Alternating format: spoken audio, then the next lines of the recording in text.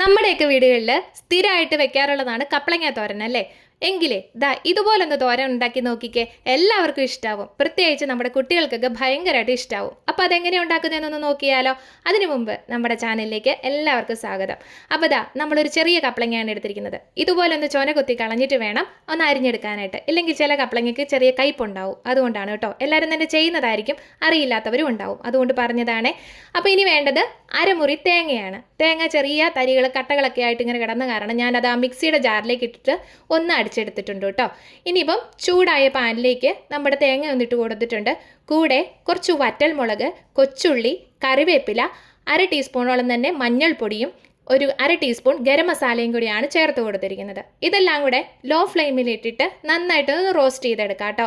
അപ്പോൾ കഴിഞ്ഞ ഒരു വീഡിയോയിൽ കുറേ പേരെന്നോട് പറഞ്ഞിട്ടുണ്ടായിരുന്നു നോൺ സ്റ്റിക്ക് പാൻ ഉപയോഗിക്കരുതെന്ന്. ഇല്ല, ഞാൻ പരമാവധി ഉപയോഗിക്കാറില്ല. പിന്നെ എണ്ണ നമ്മൾ വളരെ കുറച്ച് മാത്രം ഉപയോഗിക്കുന്നുണ്ട്. ഇതുപോലെയൊക്കെ റോസ്റ്റ് ചെയ്യാൻ നേരത്ത് നമ്മൾ സാധാരണ പാനിലിട്ട് കൊടുത്തിട്ടുണ്ടെങ്കിൽ എണ്ണ ചിലപ്പോൾ കൂടുതൽ വേണ്ട വരില്ലേ? അതുകൊണ്ട് മാത്രമാണ് ഉപയോഗിക്കുന്നത്. ഇനി ശ്രദ്ധിച്ചോളാം കേട്ടോ. അപ്പോൾ ചെറുതായിട്ട് അതിൻ്റെ പച്ചമണമൊക്കെ ഒന്ന് മാറി കിട്ടിയാൽ മാത്രം മതി. ഇതുപോലെ, അതായത് തീയലിനൊന്നും ആകുന്ന പോലെ ഒന്ന് റെഡിയാക്കി എടുക്കേണ്ട കാര്യമില്ല. വെറുതെ അതിൻ്റെ ആ ഒരു പച്ചമണം മാറി നമ്മളൊന്ന് റെഡിയാക്കി എടുത്തിട്ടുണ്ടേ. ഇനി നമുക്ക് ഒരു പാനിലേക്ക് വെളിച്ചെണ്ണയാണ് ചേർത്ത് കൊടുത്തിരിക്കുന്നത്. അതിലേക്ക് കടുകും കൂടി ഇട്ട് കൊടുക്കുന്നുണ്ട് എണ്ണ ചൂടായി കഴിഞ്ഞപ്പം. കൂടാതെ കുറച്ച് അരിമണികളും കൂടെ ചേർത്ത് കൊടുക്കുന്നുണ്ട്. അരിമണികളല്ലെന്നുണ്ടെങ്കിൽ ഉഴുന്നുപരിപ്പ് ചേർത്ത് കൊടുത്താലും മതിയാവും. ഒരു നല്ലൊരു സ്വാദാണ് ഇത് ചേർത്ത് കൊടുക്കുന്നത് കേട്ടോ, കടുക് പൊട്ടിക്കുമ്പോഴേ.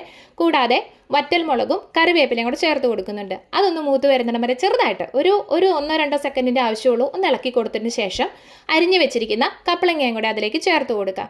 അതിലേക്ക് ആവശ്യത്തിനുള്ള ഉപ്പും കൂടെ ചേർത്ത് നന്നായിട്ടൊന്ന് മിക്സ് ചെയ്ത് റെഡിയാക്കി എടുക്കണം. എന്നിട്ട് തട്ടിപ്പൊത്തി നമുക്കൊരു 6 മിനിറ്റോളം തന്നെ വേവിക്കാനായിട്ട് വെക്കണം. ലോ ടു മീഡിയം ഫ്ലെയിമിലാണേ. അപ്പോൾ ഇതിലേക്ക് വെള്ളമൊന്നും ഒഴിച്ചു കൊടുക്കേണ്ട കാര്യമില്ല. കപ്പളങ്ങ ആയതുകൊണ്ട് തന്നെ പെട്ടെന്ന് തന്നെ വെന്ത് കിട്ടും കേട്ടോ.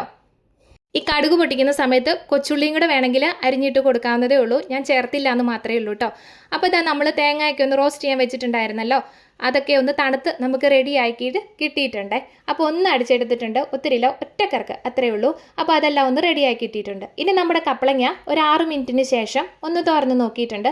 അപ്പോൾ പകുതി മുക്കാലോളം തന്നെ നന്നായിട്ടൊന്ന് വെന്ത് കിട്ടിയിട്ടുണ്ടായിരുന്നു. നന്നായിട്ടൊന്ന് തോർത്തിയിട്ട് കൊടുത്തതിന് ശേഷം മാത്രം നമ്മൾ ചതച്ച് വെച്ചിരിക്കുന്ന ആ തേങ്ങയുടെ മിക്സ് ഉണ്ടല്ലോ, അതെല്ലാം കൂടെ ഇതിലേക്കൊന്ന് ചേർത്ത് കൊടുക്കാവേ. പിന്നെ നമ്മുടെ ഈ ചാനൽ ആദ്യമായിട്ട് കാണുകയാണെന്നുണ്ടെങ്കിൽ ഒന്ന് സപ്പോർട്ട് ചെയ്യാനായിട്ട് മറക്കണ്ട. കൂടെ ഇഷ്ടമായെങ്കിൽ മറ്റുള്ളവർക്കൊന്ന് ഷെയർ ചെയ്യാനും കൂടെ മറക്കണ്ട കേട്ടോ. പാതി വേവിച്ച കപ്പളങ്ങയും അതുപോലെ തന്നെ തേങ്ങയുടെ മിക്സും ഇതുപോലെ എല്ലാം ഒന്ന് ഇളക്കി റെഡിയാക്കി വെച്ചിട്ടുണ്ട്. ഇനി നമുക്കിത് നന്നായിട്ടൊന്ന് ഡ്രൈ ആക്കി കിട്ടുകയാണ് വേണ്ടത്. അതുകൊണ്ട് തന്നെ നമുക്കിത് മൂടി വെച്ച് വേവിക്കേണ്ട കാര്യമൊന്നുമില്ല. തുറന്നിട്ട് കൊടുത്തിട്ട് തന്നെ ഒരു ലോ ടു മീഡിയം ഫ്ലെയിമിലിട്ട് തന്നെ ചെയ്തെടുക്കാം. ചെറുതായിട്ട് ഇതുപോലെ ഒന്ന് ഇളക്കി കൊടുത്തുകൊണ്ടിരുന്നാൽ മാത്രം മതിയാവും കേട്ടോ. അതോടെ ഇരിക്കട്ടെ. ഇനി നമുക്ക് വേണ്ടത് കുറച്ച് പരിപ്പാണ്, അല്ലെങ്കിൽ നമ്മുടെ കടലയുണ്ടല്ലോ, ഈ നമ്മൾ വെറുതെ കഴിക്കുന്ന കടല. അപ്പോൾ ആ കടലയാണെങ്കിലും ഇതിൻ്റെ സ്ഥാനത്ത് നമുക്ക് ഉപയോഗിക്കാവുന്നതാണ്. അപ്പോൾ ചെറുതായിട്ടൊന്ന് റോസ്റ്റ് ചെയ്തെടുത്തിട്ടുണ്ട്. ഒരു ചെറിയ ബ്രൗൺ കളർ ആകുന്നിടം വരെ അതിനൊന്ന് നമുക്ക് പൊടിച്ചുകൂടി എടുക്കണേ. നമ്മുടെ കപ്പളങ്ങ വേവാൻ വെച്ചിട്ടുണ്ടായിരുന്നു. എല്ലാം സെറ്റായിട്ട് നമുക്ക് കിട്ടിയിട്ടുണ്ട്.